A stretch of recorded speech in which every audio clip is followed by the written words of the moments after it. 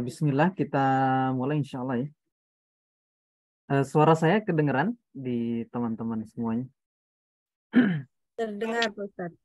Alhamdulillah. Ini yang masuk baru 19, ada 20 ya. Di grup itu ada 70 orang gitu. Kita mau nunggu atau mau dimulai aja, enggak apa-apa.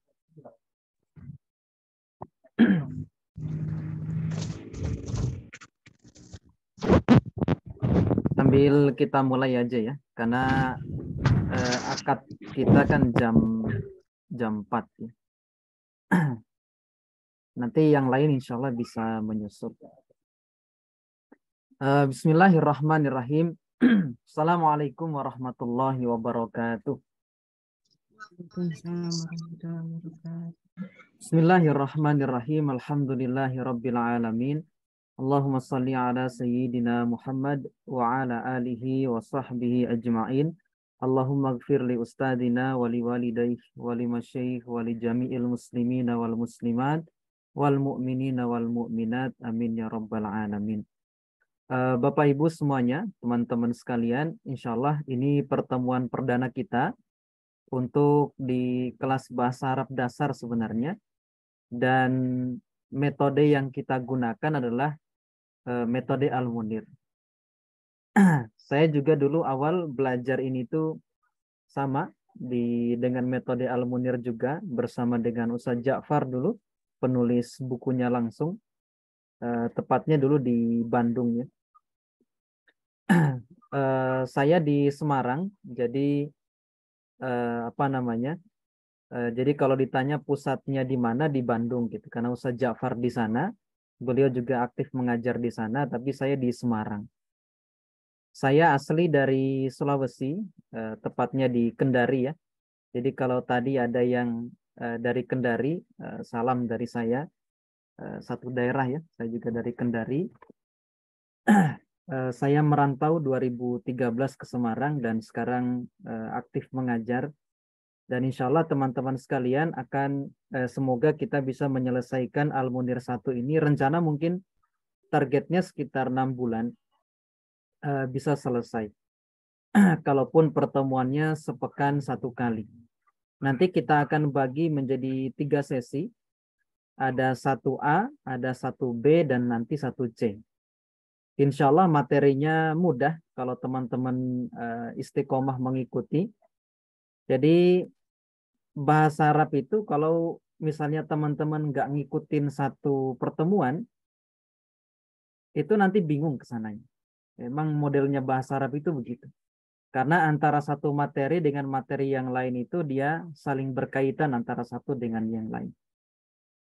Nah, maka diharapkan teman-teman nanti selama pembelajaran ini diikhtiarkan semaksimal mungkin untuk hadir. Kalaupun nanti ada uzur, nanti diusahakan menyimak rekaman sebelum materi pekan depan kita mulai kembali.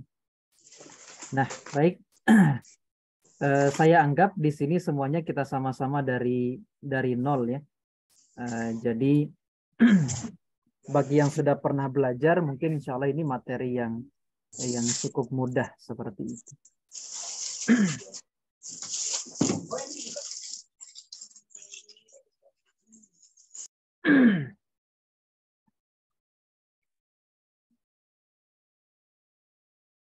Nah, jadi di Al-Munir ini lebih tepatnya nanti kan kita akan belajar ilmu nahwu ya.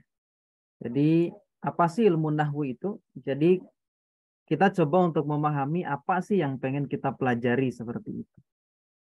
Jadi ilmu nahwu itu nanti di pelajaran ini nanti kita akan belajar berkaitan dengan kaidah. Tepatnya rumus-rumus yang dengan kaidah-kaidah tersebut itu kita bisa mengetahui sebuah struktur kalimat. Misalnya dalam bahasa Indonesia itu kan ada SPOK misalnya. Mana yang jadi subjek, mana yang jadi predikat, mana yang jadi objek, mana yang jadi keterangan. Nah, dalam bahasa Arab, mana subjek, mana predikat, mana keterangan, mana objek, itu dipelajari dalam ilmu nahwu. Sehingga nanti tujuannya kita pun bisa membaca minimal kitab Arab seperti itu ya, ataupun nanti kita bisa menerjemahkan. Nah, intinya nanti di ilmu nahwu ini kita banyak belajar untuk memberi harokat dari sebuah kalimat. Misalnya ada kalimat misalnya Allahu nurus samawati wal ard. Kemudian ada kalimat innallaha yuhibbut tawwabina. Di kalimat yang lain misalnya nanti ada bismillahirrahmanirrahim. Nah, ilmu nahwu itu belajar yang mana? Ilmu nahwu itu nanti kita belajar. Kalau kita perhatikan harokat lafaz Allah, di harokat H-nya itu kan yang pertama dia dhammah. Di kalimat kedua dia fathah. Di kalimat yang ketiga dia kasroh. Nah, kenapa lafaz Allah yang pertama itu dibaca dhammah? Kenapa lafaz Allah di kalimat kedua dia dibaca fathah? Dan kenapa harokat lafaz Allah itu yang ketiga itu dia dibaca kasroh? Nah, inilah yang akan kita pelajari dalam ilmu nahwu. Nah, kenapa? Karena dalam bahasa Arab itu kalau misalnya kita salah memberikan harokat, nanti maknanya bisa beda. Jadi keliru kita memberikan harokat, nanti bisa keliru gitu, bisa salah terjemahannya. Misalnya ada kalimat Rokiba Zaidun al-Himaro misalnya. Rokiba Zaidun al-Himar. Zaidnya itu kita harokati dhammah di sini. Kemudian himar kita harokati fathah. Maka maknanya Zaid menunggangi keledai. Nah, tapi kalau kita balik misalnya gitu ya, secara urutan kata sama gitu. Rokiba, Zaid, himar. Tapi Zaidnya kita ganti fathah, himarnya kita ganti dhammah. Menjadi Rokiba Zaidan al-himaru. Nah, maka nanti maknanya bisa beda gitu.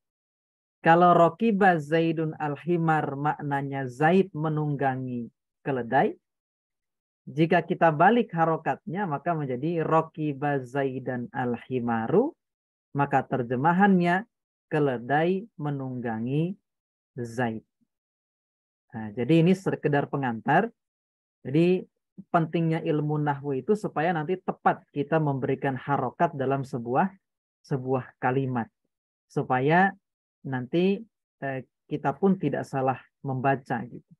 Ataupun kita tidak salah mensyakal ya, memberikan harokat dalam sebuah kalimat. Nah, itu pengantar yang pertama insya Allah. Nah, nanti harapan kita nanti misalnya kita pun di Al-Munir 1, nanti kan ada Al-Munir 1, ada Al-Munir 2.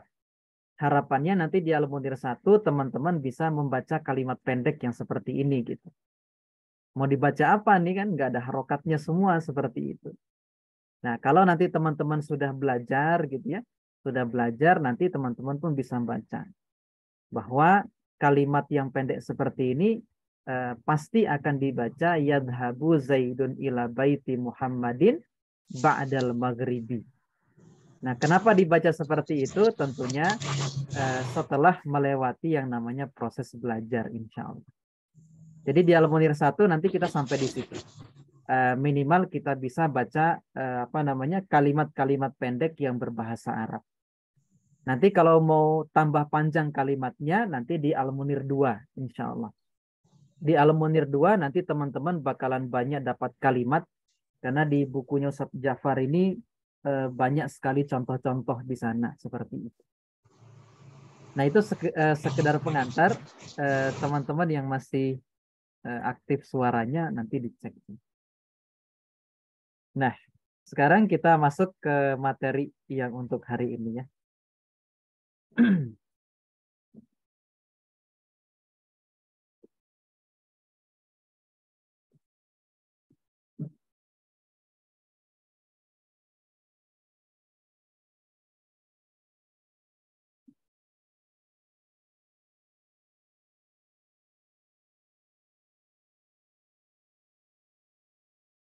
Ini kelihatan enggak ya PPT-nya? Jelas, Ustaz. Kelihatan, Ustaz.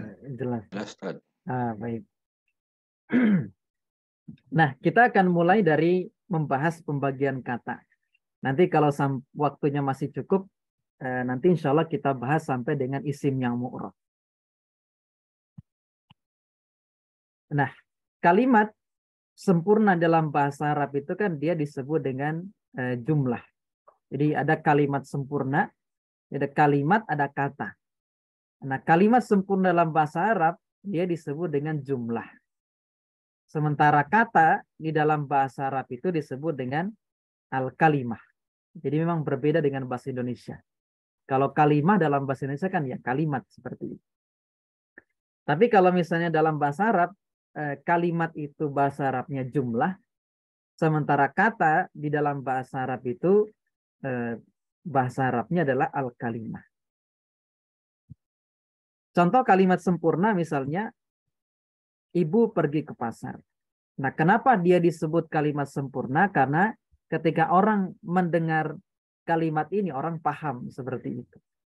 Misalnya kita katakan, ja'a Zaidun, Zaid telah datang. Ketika kita sampaikan itu kepada orang lain, maka orang paham dengan apa yang kita sampaikan. Maka dia disebut dengan kalimat sempurna. Nah, kalimat sempurna ini, yang namanya kalimat, dia kan tersusun dari kata-kata.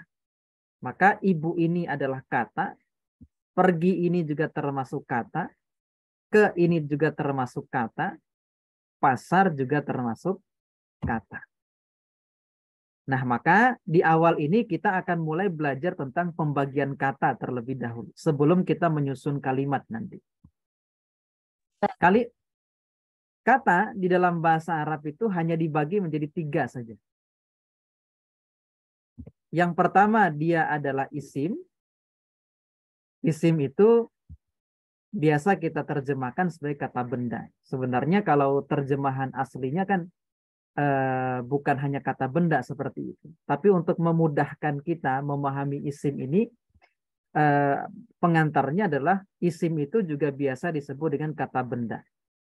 Jadi semua benda itu dia masuk kepada kategori isim. Benda apapun gitu ya. Rumah, motor, kemudian sekolah gitu ya, baju atau apapun itu, kayu dan lain sebagainya, meja, kursi, maka dia masuk kepada kategori isim. Nah, kedua nanti ada fiil. Fiil ini biasa kita terjemahkan sebagai kata kerja. Nah,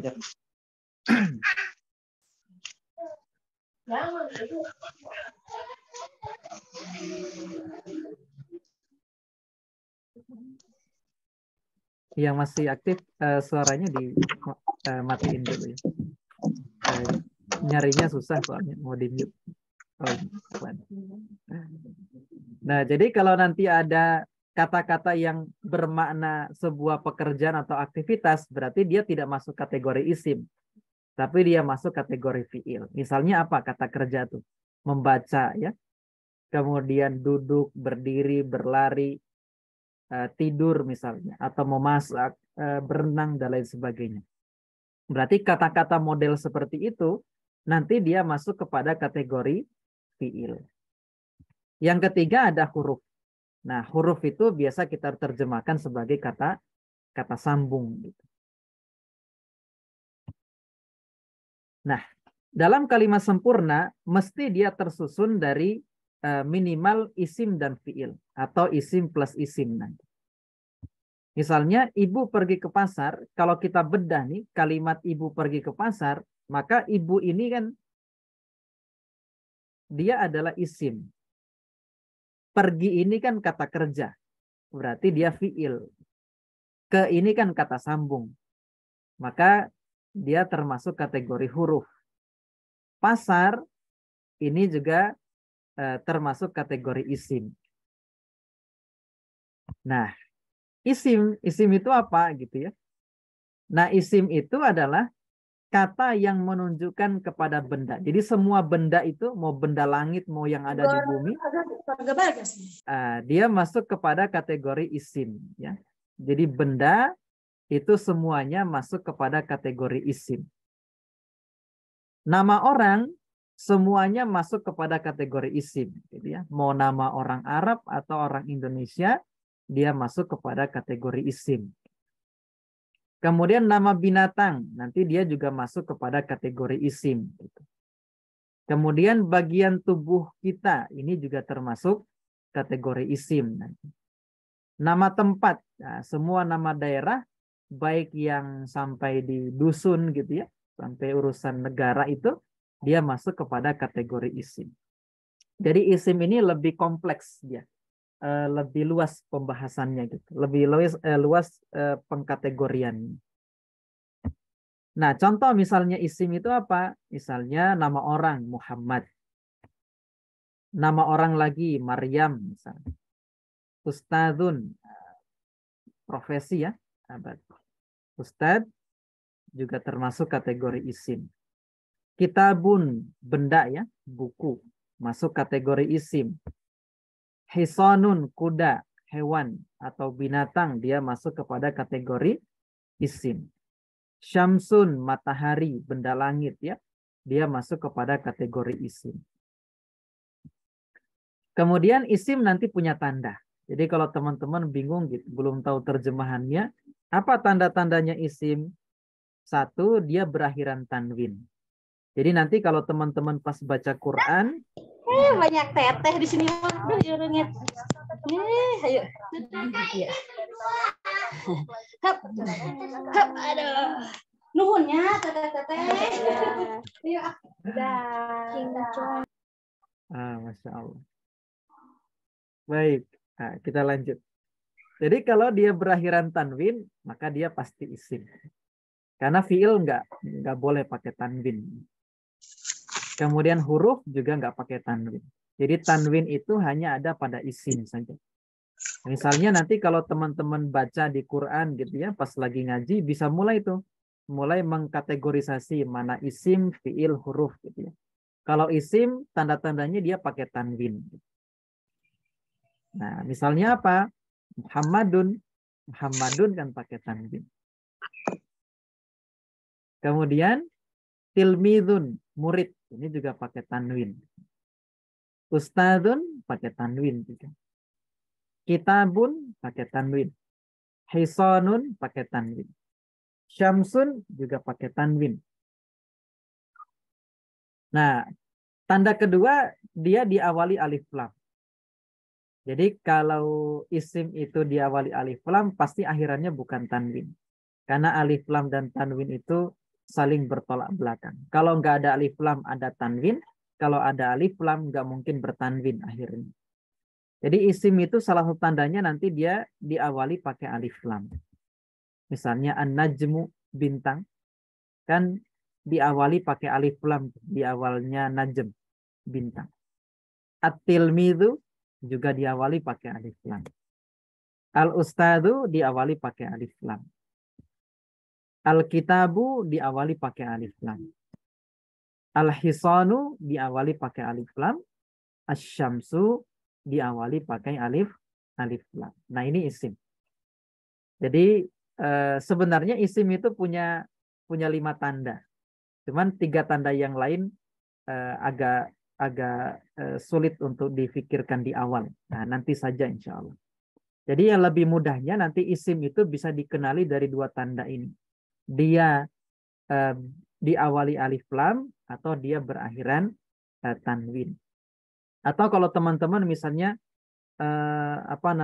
sudah tahu terjemahannya gitu ya, dia menunjukkan kata benda gitu ya, kemudian dia menunjukkan nama orang, nah berarti dia masuk kategori isim. Kemudian ada fiil. Fiil itu dia menunjukkan kepada suatu pekerjaan. Misalnya kataba, menulis. Nah, menuliskan pekerjaan. Berarti dia masuk kategori fiil. Kemudian qoro'a, membaca. Dan juga masuk kategori fiil. Fataha, membuka. Pekerjaan juga kan? Membuka. Alima, mengetahui. Mengetahui juga pekerjaan. Kemudian akala, makan, juga pekerjaan. Syariba, minum juga pekerjaan. Fiil juga punya tanda. Jadi fiil ataupun isim juga punya tanda. Apa tandanya fiil? Diawali qad. Jadi setiap yang diawali qad, depannya pasti fiil. Teman-teman kalau baca di surah Al-Mu'minun misalnya, qad aflahal mu'minun. Ada qad di situ kan? Nah, maka setelah qad itu pasti fiil. Lah, mana fiilnya? Aflaha itu. Aflaha itu adalah fiil. Al-mu'minuna diawali kan alif lam, berarti dia isim. Nah, kemudian nanti diawali sin, sa. Misalnya saya sela. Nah, ini sin menandakan bahwa depannya pasti fiil. Yang ketiga diawali saufa. Misalnya di surah At-Takasur misalnya. Kalla saufa ta'lamun. Saufa ta'lamun. Ada saufa di situ, berarti depannya pasti fiil. Mana fiilnya? Ta'lamun itu fiil. Ta'lamuna. Kemudian diakhiri tak sukun. Jadi misalnya zahabat, katabat. Pokoknya tak sukun ini hanya akan masuk pada fiil saja. Dia tidak akan masuk pada isim, dia tidak akan masuk pada pada huruf. Nah, yang ketiga ada huruf. Huruf itu apa? Kalau dari terjemahannya sebenarnya secara makna, huruf itu adalah kata yang memiliki makna kalau dia sudah bersanding dengan kata yang lain. Contoh huruf misalnya. Ada wa yang artinya dan. Kemudian fa artinya kemudian. Ada bi yang artinya dengan. Ada ala yang artinya di atas. Ada min yang artinya dari. Bentar.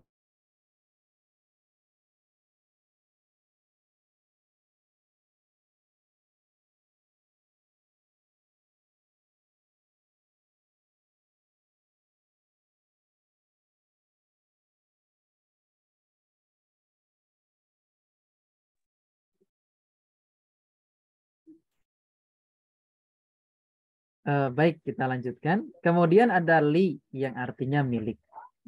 Nanti teman-teman sambil kalau nanti kita terus belajar, insya Allah lama-lama kita akan paham, kita akan mampu membedakan mana huruf, mana fiil, mana isim. Nah, kesimpulannya adalah kata itu terbagi menjadi 3. Isim, fiil, huruf. Jadi Quran yang ada sekian ribu ayat itu, isinya ya cuma 3 itu. Isim, fiil, huruf. Jadi bolak-balik itu. Jadi mau kalimat sepanjang apapun dalam bahasa Arab, isinya cuma 3. Isim, fiil, huruf. Jadi bolak-balik ini saja. Isim, fiil, huruf. Misalnya kalau teman-teman baca Qul a'udzu birabbin nas sampai dengan minal jinnati wan nas, isinya ya cuma isim, fiil, huruf. Nah, bolak-balik di situ saja gitu. Nah, makanya nanti penting kita itu bisa membedakan mana isim, mana fiil, mana huruf. Nah, isim tadi sudah ada beberapa tanda yang bisa kita gunakan untuk mendeteksi apakah ini isim atau bukan sih. Kemudian fiil juga punya beberapa tanda tadi. Tapi tidak semua fiil diawali tanda-tanda tadi. Tapi kalau ada tanda tadi yang kode, kemudian sa, ada saufa, kemudian tak sukun, berarti itu pasti fiil. Tapi tidak semua fiil pasti bersambung dengan salah satu dari keempat tanda tadi. Seperti itu. Nah baik, sampai di sini bingung nggak kira-kira? Tidak Ustadz. Apa boleh bertanya Ustadz? Silakan yang mau tanya. Untuk fiil Ustadz, apa bisa fiil itu didahului dengan huruf-huruf yang menandakan isim Ustadz? Misalnya kayak ada ala, kemudian setelah ala itu ada fiil gitu, apa mungkin? Atau seperti ada fi atau bi gitu, Ustaz? Enggak. Karena huruf salah satu tanda kalau nanti dia isim adalah didahului huruf jar nanti. Jadi Oh kalau begitu. di jurumnya kan dikatakan fal ismu yu'rafu biqad wasin wasaufa wa ta'id tanisi sakhinat. Tadi kan bil khafdi. Nah, khafat itu adalah salah satunya adalah didahului huruf jar. Nah, berarti isim itu salah satu tanda yang lain adalah didahului huruf jar. Huruf jar itu apa? Ada min, ila, an, ala, fi, ada bi, ada ka, ada li. Nah, jadi kalau ada itu depannya pasti isim. Jadi sengaja tidak saya bahas di awal. Nah, nanti pas ketemu huruf jar, insya Allah kita akan singgung soal itu. Nah, Ustaz, jazakallah. Wah iya. Yang lain gimana? Izin bertanya, Ted. Iya, silakan. Afwan off kamera ya. Iya, apa-apa. Kalau ini kan ada kata benda, kata kerja, kata sambung. Kalau di Indonesia kan ada kata keterangan, kata tanya, kata majemuk itu masuknya kemana, Ted? Kalau majemuk nanti isim. Majemuk isim. Kata sifat nanti bisa masuk ke isim, bisa masuk ke fi'il. Kalau keterangan nanti masuknya ke huruf dia. Apa? Kalau keterangan nanti masuknya ke isim. Misalnya malam hari gitu ya, di waktu pagi nanti masuknya ke isim. Oh, ya. Baik, Jadi Ted. nanti insya Allah itu sambil Ya. nanti kita jalan, nanti kita dapatkan materi-materi. Baik, dah, syukur. Baik, wah ini. Yang lain gimana? Ada terlalu cepat enggak idenya penyampaiannya? Kalau enggak ada, insya Allah kita lanjut ya.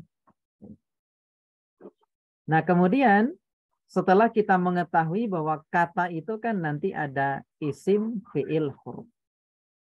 Nanti kata itu ada yang bisa berubah harokat akhirnya, namanya mu'rob. Mu'rob itu apa? Mu'rob itu adalah kata yang bisa berubah harokat akhirnya. Itu namanya mu'rob. Makanya tadi misalnya ada Allahu nurus samawati. Allahu dia dhammah. Kemudian di contoh kedua misalnya tadi innallaha, Allahnya fathah. Kemudian di contoh ketiga tadi ada bismillahi, Allahinya kasroh. Nah, lafaz Allah itu dia bisa berubah harokatnya. Berarti lafaz Allah itu termasuk kata yang mu'rob, yang bisa berubah harokatnya. Kemudian nanti ada yang mabni. Mabni itu apa? Mabni itu adalah kata yang harokat akhirnya tidak akan pernah berubah selamanya. Jadi kata itu nanti ada yang bisa berubah harokatnya namanya mu'rob. Kemudian ada kata yang dia itu tidak akan berubah selamanya harokatnya. Begitu terus. Mau dimanapun tempatnya. Mau di awal, mau di tengah kalimat, mau di akhir kalimat gitu ya. Tetap dia begitu harokat akhirnya. Tapi kalau yang mu'rob, kalau di awal kadang dia dhammah misalnya. Pas di tengah mungkin dia bisa fathah. Di akhir mungkin dia bisa kasroh seperti itu. Namanya mu'rob. Nah, contohnya misalnya, contoh kata yang mu'rob misalnya, dalam kalimat, wallahu bima ta'maluna basir. Allahu, harokat akhirnya dhammah. Di contoh kedua, innallaha ma'as sabirin. Allah, fathah. Ketiga ada, alhamdulillahi rabbil alamin. Allahnya kasroh. Berarti lafaz Allah ini termasuk lafaz yang bisa berubah harokat akhirnya. Nanti ada yang mabni. Contohnya apa? Misalnya yaskutu hadza. Hadza akhirnya dia sukun. Kenapa dia sukun? Karena akhirannya alif. Alif itu kan sukun harokatnya. Gitu. Jadi hadza itu bukan fathah akhirnya. Tapi dia sukun. Hadza. Kemudian di contoh kedua, yaro zaidun hadza. Sama dengan yang hadza di atas. Marra Zaidun bihadza. Sama itu. Di contoh pertama hadza, contoh kedua hadza, contoh ketiga hadza. Berarti hadza ini termasuk kata yang nggak berubah-berubah harokatnya selamanya. Dia disebut dengan mabni. Nah, nanti kesimpulannya adalah al-kalimah itu nanti ada 3. Ada isim, ada fiil, ada huruf. Nanti isim ada yang bisa berubah-berubah harokatnya, namanya isim mu'rab. Ada ada isim yang nggak berubah-berubah harokatnya, namanya isim mabni. Fiil nanti ada yang berubah-berubah harokatnya, nanti namanya fiil mu'rab. Kemudian ada fiil yang nggak berubah-berubah harokatnya, namanya fiil mabni. Sementara huruf dia semuanya mabni. Nah, kesimpulan pelajaran hari ini saja, satu slide ini. Jadi kata terbagi 3, isim, fiil, huruf. Isim nanti ada yang mu'rab, ada yang mabni. Berarti nanti isim itu ada yang bisa berubah-berubah harokatnya, ada yang nggak bisa berubah-berubah harokatnya. Fiil nanti ada yang berubah-berubah harokatnya, ada yang nggak berubah-berubah harokatnya. Sementara huruf semuanya mabni. Dia tidak akan berubah selamanya itu harokatnya huruf. Nah, baru setengah jam. Saya rencana materi ini 1 jam. Ternyata setengah jam. Berarti kita bisa lanjut insya Allah. Nanti insya Allah habis ini kita akan mulai bedah satu-satu. Kita akan mulai pelajari dari isim yang mu'rab dulu. Setelah itu nanti kita belajar isim mabni. Nanti fiil dan huruf nanti ngikut dia. Jadi pas kita bahas isim, fiil juga kita bahas. Huruf juga kita bahas. Seperti itu. Nah, baik. Sampai di sini dulu. Ada yang mau ditanyakan? Silahkan. Terkait materi yang sampai di sini dulu.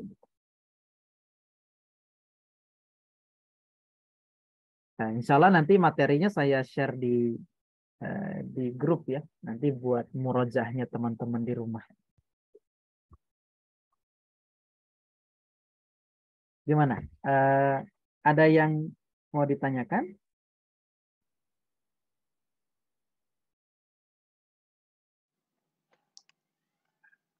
Tidak ada. Kalau tidak ada, insya Allah kita lanjut ya. Oh, jelas di chat. Izin bertanya lagi, Tan. Ya, silakan. Ini mungkin terkait dengan, mungkin saya tadi agak terlambat join ya. Di metode Al-Munir ini, kira-kira apakah kita nanti harus banyak menghafal ya, atau gimana secara umum yang membedakan dengan metode yang lain? Kalau yang saya lihat ya, setelah saya baca beberapa kitab itu, di metode Al-Munir ini dia belajarnya lebih banyak ke memberikan tabel gitu. Jadi apa namanya? Dan juga di banyak latihan nanti. Dan saya rasakan memang ketika belajar dulu ya di awal-awal itu termasuk salah satu metode yang mudah kalau misalnya memang kita pengen belajar bahasa Arab dasar gitu ya. Beda misalnya kalau kita belajar langsung ke jurumiyah gitu ya. Jurumiyah kan langsung bahasa Arab gitu. Dan kadang-kadang apa namanya? Materinya cukup berat sebenarnya buat pemula gitu. Kalau kata guru kami misalnya yang selevel jurumiyah itu untuk pemulanya orang Arab katanya. Makanya untuk di awal sebelum kita belajar untuk kitab-kitab yang berbahasa Arab itu untuk bahasa Arab, sebaiknya kita mulai dari yang berbahasa Indonesia. Dan saya pikir salah satu metode yang cukup mudah ketika belajar bahasa Arab dasar itu dengan metode Al-Munir ini. Nanti lebih banyak latihan dan lebih kebagan sih. Jadi termasuk nanti ketika kita mengi'rab misalnya, kita memberi harokat itu sudah diberikan tabel. Nanti kalau posisinya ini nanti harokatnya harus apa. Sudah ada tabel harokatnya. Lebih mudah insya Allah kalau kita sudah jalan nanti. Baik, Mungkin itu. ya. Baik, kita lanjut insya Allah. Karena waktunya masih panjang. Nah, sekarang kita masuk di isim mu'rab. Nanti teman-teman mungkin kita akan mulai perlambat pembahasan saya di sini ya. Karena biasanya selama saya mengajar mulai bingungnya itu di sini. Apalagi membedakan mana isim mufrad, musanna, jamak.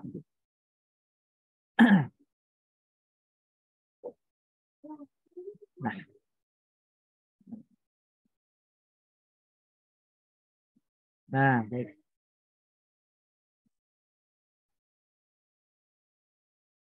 Nah, sekarang kita masuk ke isim yang mu'rab.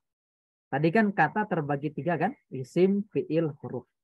Isim ada yang mu'rab mabni, fi'il ada yang mu'rab, ada yang mabni, huruf semuanya mabni. Nah, maka kita akan mulai bedah satu-satu.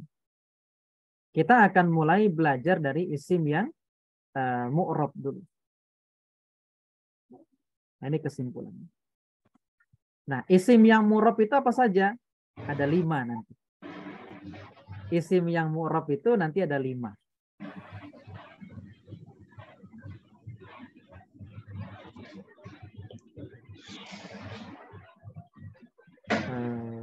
Ini suaranya siapa ya?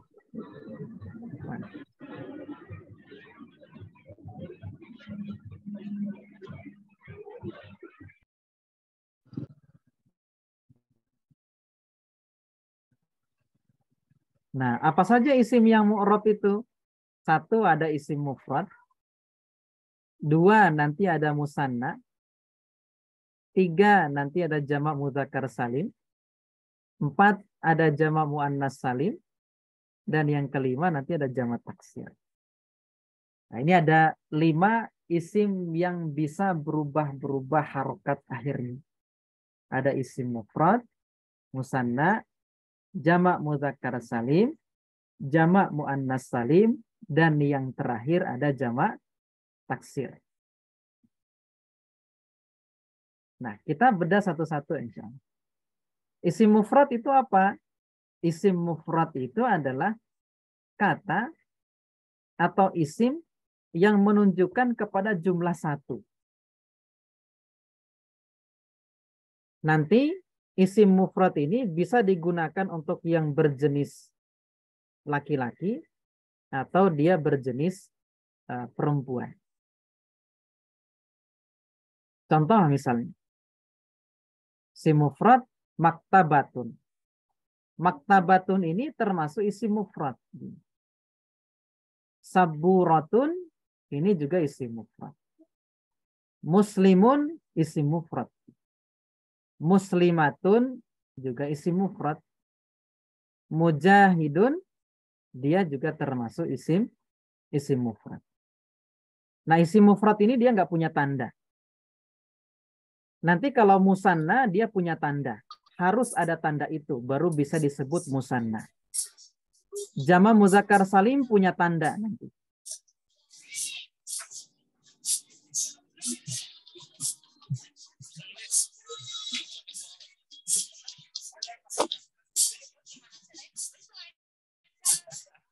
Jadi suaranya ini, suaranya siapa? Di mute dulu ya, yang suaranya ini aktif. Oh ya, apa? Nah, kalau kita terjemahkan, kita tanya nih, maktabatun itu berapa jumlahnya? 1 gitu. Jadi maktabatun 1 buah perpustakaan. Saburatun papan tulisnya berapa? 1. Muslimun, muslimnya ada berapa orang? 1 orang. Muslimatun, muslimanya ada berapa orang? 1 orang. Mujahidun, mujahidnya ada berapa orang? 1 orang. Nah, kenapa 1 orang? Karena dia masuk isim mufrad. Isim mufrad ini bisa digunakan untuk yang berjenis laki-laki ataupun yang berjenis perempuan. Nah, kemudian nanti ada musanna. Kalau musanna, dia adalah isim yang menunjukkan kepada jumlah dua. Jumlah dua. Nah, bisa untuk manusia ataupun bendanya. Isim mufrad juga bisa untuk manusia, bisa untuk benda. Nah, cuman dia punya tanda. Harus ada alif nun, ani, atau aini di akhir isimnya. Baru bisa dia disebut musanna. Contoh misalnya. Maktabatani. Ada ani di belakang yang berwarna merah itu. Jadi kalau dia mau jadi musanna, isim itu mau disebut musanna, harus berakhiran alif nun atau ya nun. Kalau dia nggak ada alif nun atau ya nun, berarti dia bukan musanna. Nah, jadi lebih mudah mengetahui ini musanna atau isim mufrad. Nah, tinggal lihat tandanya gitu. Ada alif nun atau enggak. Contohnya maktabatani saburotani muslimani muslimatani mujahidani. Berarti kalau ditanya jumlahnya berapa tuh maktabatani? 2. Kok bisa 2? Karena dia musanna. Apa tandanya dia musanna? Ada alif nun di belakang isimnya. Gitu. Atau aini. Maktabataini saburataini muslimaini muslimataini mujahidaini. Ini musanna. Jadi kalau ada alif nun atau ya nun di belakang isimnya, maka dia adalah musanna. Kemudian yang ketiga ada jamak muzakkar salim. Nah, jamak muzakkar salim nanti dia khusus untuk manusia berjenis laki-laki. Berarti jamak muzakkar salim ini tidak mungkin berjenis perempuan. Dan nggak mungkin juga benda masuk ke jamak muzakkar salim. Jadi jamak muzakkar salim ini hanya digunakan untuk manusia berjenis laki-laki. Dan dia harus ada una atau ina di belakang isimnya. Contoh misalnya kafiruna, zalimuna, muslimuna, salihuna, mujahiduna. Ada una di belakangnya, yang merah-merah itu. Nanti kalau kita ketemu kata, kok ada una di belakangnya, itu jamak muzakkar salim itu. Nah, bagaimana membedakan isim mufrad, musanna, dan jamak muzakkar salim? Tinggal lihat tandanya saja di belakang. Ada una enggak? Ada ina enggak? Kalau ada una, pasti dia jamak muzakkar salim. Kalau ada alif nun, ada ani, pasti dia musanna. Kalau enggak ada una, enggak ada ani, nah berarti dia isim mufrad. Seperti itu. Kafiruna, orang-orang kafir. Zalimuna, orang-orang zalim. Muslimuna, kaum muslim. Salihuna, orang-orang salih. Mujahiduna, para mujahid. Nanti kafiruna dengan kafirina sama secara makna. Cuman nanti kita akan bahas kapan menggunakan una, kapan menggunakan ina, itu nanti di pertemuan selanjutnya insya Allah. Kemudian nanti ada jamak muannas salim. Kalau jamak muannas salim, jadi kalau isim mufrad itu kan untuk satu, berjumlah satu. Musanna berjumlah 2. Kalau jamak berarti berjumlah lebih dari 2, berjumlah banyak. Kalau jamak muannas salim, dia khusus untuk yang berjenis perempuan. Dan dia punya tanda. Tandanya apa? Ada alif ta di belakang isimnya. Harus ada alif ta. Contohnya misalnya kafiratun, zalimatun, muslimatun, maktabatun, saburatun. Ada alif ta tuh di belakangnya. Nah, kalau ada alif ta di belakang isimnya, pasti dia jamak muannas salim. Kemudian yang terakhir ada jamak taksir. Taksir itu kan artinya pecah. Nah, jamak taksir dia isim yang menunjukkan kepada jumlah banyak atau lebih dari 2. Dia bisa digunakan untuk laki-laki ataupun perempuan. Tapi kebanyakan di jamak taksir ini digunakan untuk isim untuk benda berjenis laki-laki seperti itu. Misalnya isim mufradnya kolamun. Jamak taksirnya apa? Aklamun. Baitun, jamak taksirnya apa? Buyutun.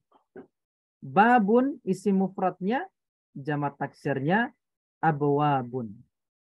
Syajaratun, isim mufradnya, jamak taksirnya asjarun. Kitabun, isim mufradnya, jamak taksirnya adalah kutubun. Nah, bagaimana mengetahui dia jamak taksir isim mufrad? Tidak ada cara lain kecuali buka kamus seperti itu. Tapi nanti kalau belajar di Al-Munir 1 ini nanti akan di awal-awal ini banyak dikasih tahu gitu ya. Oh, ini dia isim mufrad gitu ya. Ini jamak taksir. Jadi teman-teman nanti insya Allah akan lebih dimudahkan karena tidak harus mencari dalam kamus sendiri seperti itu. Nanti di awal-awal akan banyak dibantu. Jadi kalau tadi musanna punya tanda, jamak mudzakkar salim punya tanda, jamak muannas salim punya tanda, isim mufrad sama jamak taksir nggak punya tanda. Nah, kalau kita ingin bisa membedakan keduanya, salah satunya ya punya hafalan kosakata atau memang sudah bisa buka kamus. Gitu. Kira-kira misalnya mau nyari jamak taksirnya kolamun misalnya. Nah, nanti bisa cari dalam kamus seperti itu. Nah, kalau misalnya sudah bisa buka kamus, tapi kalau belum, nah nanti teman-teman bisa ngikut saja dulu insya Allah. Nanti akan apa namanya?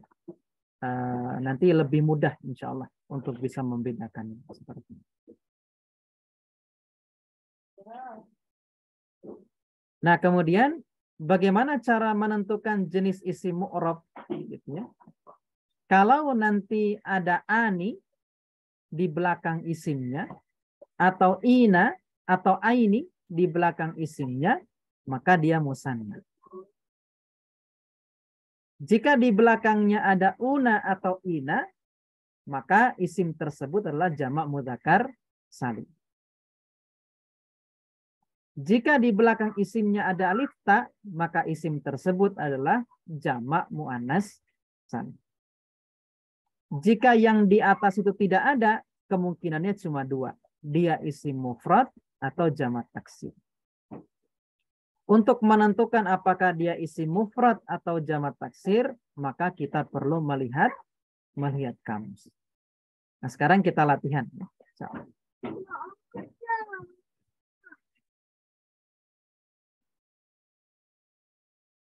Baik. Nah, ada kata yang saya tebelin, yang ditebelkan warna merah. Wa min syarrin naffatsati fil uqad. Kira-kira an-nafatsati ini dia masuk isim apa? Mufrad, musanna, jamak? Jamak muannas salim. Jamak muannas. Kenapa dikategorikan jamak muannas salim?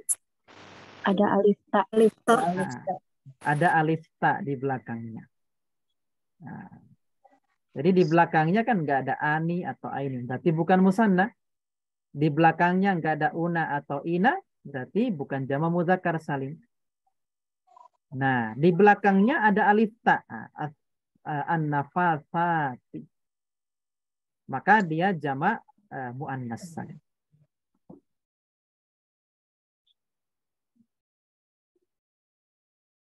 Kita lanjut lagi. Wala antum abiduna ma a'bud. Abiduna. Dia isim apa kira-kira? Jamak mudzakkar salim. Jamak mudzakkar salim. Jamak mudzakkar salim. Kenapa digolongkan jamak mudzakkar salim? Ada Ada waw waw nun. nun. Ada una di belakang isim. Iya. Una. Baik, ini kita cepat saja. Ada. Kemudian contoh lagi misalnya. Nah, ainain. Alam naj'al lahu ainain. Ainain ini kira-kira isim apa dia? Musanna. Musanna. Kenapa dikategorikan musanna? Ada Ada yang aini. tidak nun. Ada aini di belakangnya. Nah, maka Aini. dia masuk kategori musanna. Nah, baik, kita lanjut lagi. Tinggal 8 menit. Alam taro kaifa fa'ala rabbuka bi ashabil fil al-fil, ya. Kira-kira dia isim apa? Mufrad. Dia isim mufrad. Jadi kalau di belakangnya nggak ada ani atau aini berarti dia bukan musanna. Di belakangnya nggak ada una atau ina berarti dia bukan jamak muzakkar salim. Di belakangnya nggak ada alif ta berarti dia bukan jamak muannas salim. Tadi jamak muzakkar ya apa? Dia bukan jamak muannas salim. Jika semua keterangan di atas kan tinggal dua kemungkinan, dia isim mufrad atau jamak taksir. Al-fil itu kan artinya gajah ya, gajah satu ekor aja. Maka dia masuk kategori isim mufrad. Kemudian kalla lau ta'lamuna ilmal yakin. Dia isim mufrad. Mufrad. Isim mufrad. Ilma dia termasuk isim mufrad. Jadi nanti teman-teman yang sudah punya bukunya nanti bisa mulai dikerjakan itu ya. Jadi banyak latihan memang di Al-Munir itu. Nanti mulai halaman 15 sampai dengan halaman berapa itu? Nanti sampai halaman 23 ya. Lumayan seminggu buat latihan. Insya Allah nanti sudah bisa lancar gitu ya. Untuk bisa membedakan mana isim mufrad, musanna, jamak. Nah, ulaika humul mu'minuna haqqan. Al-mu'minuna dia isim apa? Jamak muzakkar salim. Jamak muzakkar salim. Kenapa jamak muzakkar salim? Ada waw nun. Ada waw nunnya. Kemudian alladzi jama'a malan wa addadah. Malan isim apa dia? Isim mufrad. Isim mufrad ya, dia isim mufrad. Kemudian fiha kutubun qayyimah. Kutubun kitab-kitab. Dia jamak taksir. Jamak taksir. Jamak taksir. Nanti kalau saya terjemahkannya satu kata berarti dia isim mufrad. Kalau misalnya saya terjemahkan buku, tadi satu kali kan, tadi dia isim mufrad. Kalau kitab-kitab, berarti nanti dia jamak taksir. Nanti bisa dibedakan seperti itu. Isim mufradnya kitabun. Kemudian kanata tahta abadaini min ibadina. Abadaini isim apa dia? Musanna. Dia musanna karena ada ya nun di belakangnya. Aini ya di belakang. Kemudian tajri min tahtihal anharu anharu sungai-sungai. Dia isim apa? Jamak taksir. Jamak taksir ya. Tahtihal anharu. Isim mufradnya kan nanti dia nahrun ya, sungai. Nah, nanti insya Allah berproses untuk bisa membedakan mana isim mufrad ini jamak taksir. Nah, kemudian al-fallahatu. Dia isim apa kira-kira? Jamak muannas salim. Kenapa digolongkan jamak muannas salim? Ada alif ta. Ada alif ta di belakangnya ya, para petani wanita. Asjarun, pohon-pohon. Taksir. Jamak taksir. Jamak taksir. Kemudian kitarun, kereta api. Mufrad. Isim Mufrad. mufrad. Kemudian ta'irataini, 2 buah pesawat. Musanna. Pesawat. Musanna. Kemudian muallimuna, para guru. Jamak mudzakkar salim.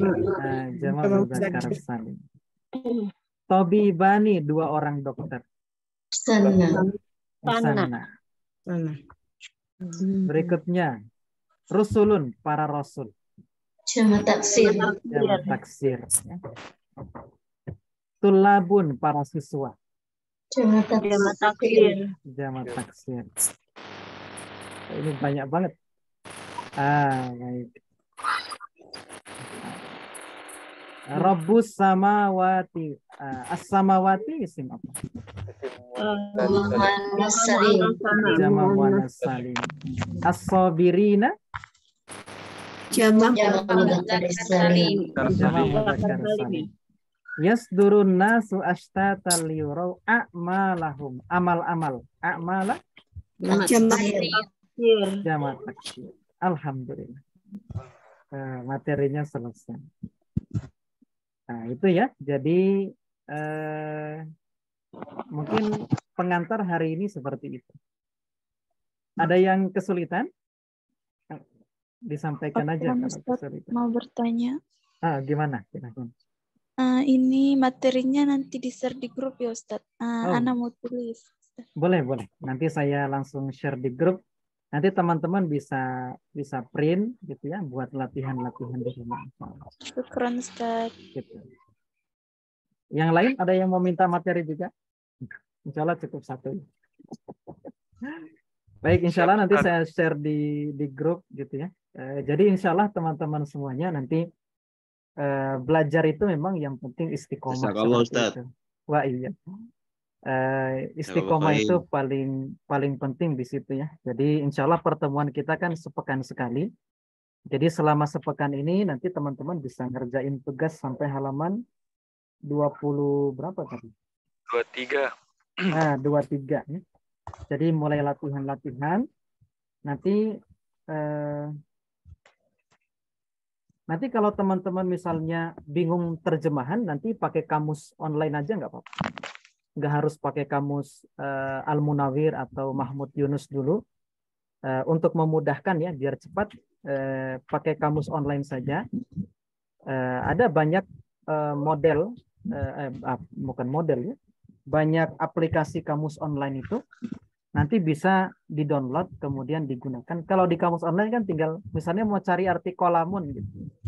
Tinggal klik aja gitu, Qaf Lam Mim. Nanti muncul artinya pulpen seperti itu. Mungkin itu dulu untuk hari ini insya Allah pertemuan kita. Ada yang mau disampaikan? Mau ditanyakan?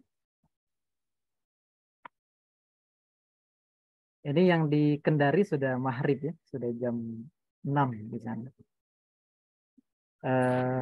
Yang dari Kendari banyak ya? Mungkin bisa raise hand. Saya Ustaz dari Kendari. Saat Andi, ada yang lainnya banyak sekali, Masya Allah. Tapi sekarang di BTC. Saya Kendari Ustaz. Masya Allah. Ya, salam. Saya juga dari Kendari aslinya ya, teman-teman semuanya. Saya cuma merantau aja di Semarang. Biasanya tiap Ramadan pulang ke sana, ke Sulawesi. Insya Allah mungkin itu dulu pertemuan kita hari ini. Nanti kita sambung lagi di pekan depan. Di pekan depan nanti kita mulai belajar mengharokati kalimat pendek. Nanti kita mulai belajar i'rab namanya. Jadi inti belajar nahwu itu kan di i'rabnya. Kita mulai mengharokati kalimat. Jadi harapan saya selama sepekan ini teman-teman banyak latihan untuk isim mufrad sampai jamak taksir. Kemudian nanti di pekan depan insya Allah kita mulai untuk memberikan harokat dalam kalimat-kalimat pendek. Nanti pendek-pendek, nanti agak tambah panjang seperti itu. Barakallahu fikum. Insya Allah materinya saya share di grup. Kita cukupkan dengan istighfar dan doa kafaratul majlis.